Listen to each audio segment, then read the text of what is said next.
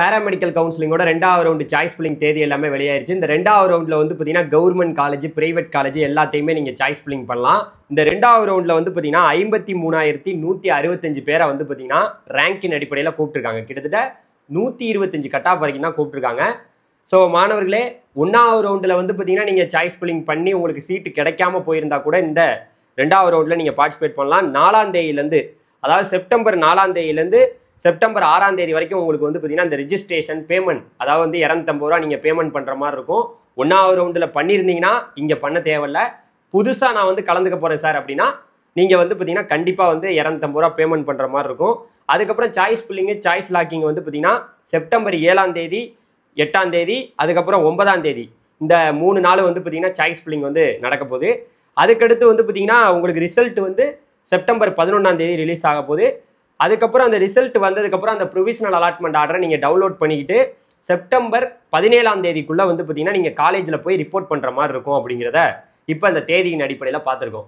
So இப்போ எல்லாருக்குமே ஒரு பல கேள்விகள் வரும். சார் நாங்கள் 2வது ரவுண்டில் எங்களை கூப்பிடலை சார், இப்போ வந்து கிட்டத்தட்ட ஒரு 53,165 பேரை தான் கூப்பிட்டுருக்காங்க, அப்போ மற்ற மாணவர்கள் நாங்களாம் என்ன பண்ணுறதுன்னு கேட்டிங்கன்னா ஒன்றும் பிரச்சனை இல்லை.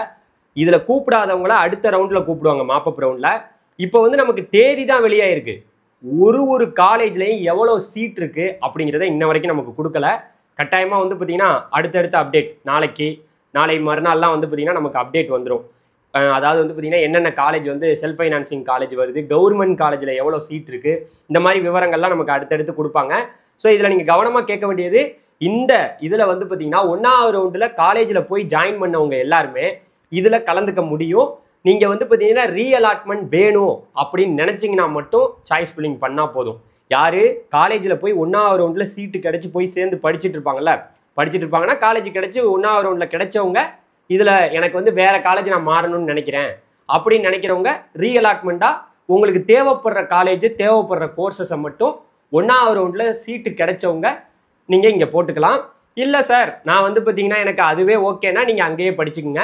இல்லை நான் புதுசாக இப்போ தான் சார் நான் படிக்கணும்னு ஆசைப்பட்றேன் சார், நான் 2வது ரவுண்டில் அந்த அதாவது கரெக்டாக நான் 53,165 ரேங்க்குள்ளே இருக்கிறேன்னா நீங்கள் புதுசாக வந்து சாய்ஸ் ஃபில்லிங் பண்ணலாம். நம்ம எதிர்பார்த்த டேட் வந்துருச்சு. அடுத்து வேக்கன்சி எல்லாமே வரட்டும். நம்ம அடுத்தடுத்த அப்டேட்டில் சந்திப்போம். தொடர்ந்து இதே போல் நீங்கள் எப்படி சாய்ஸ் ஃபில்லிங் பண்ணணும், இந்த மாதிரி நிறைய இன்ஃபர்மேஷன் உங்களுக்கு தெரியாமல் இருக்கும். ஏன்னா 2வது ரவுண்டில் பல மாணவர்கள் புதுசாக வந்திருக்கீங்க. நீங்கள் நியூவாக வந்து பார்த்தீங்கன்னா இன்ஃபர்மேஷன் அடிக்கடி வரக்கூடிய அப்டேட்டை தெரிஞ்சுக்கணும்னா நம்மளுடைய வாட்ஸ்அப் குரூப்பில் ஜாயின் பண்ணிக்கங்க. நெக்ஸ்ட் வீடியோவில் பார்க்கலாம். பாய்.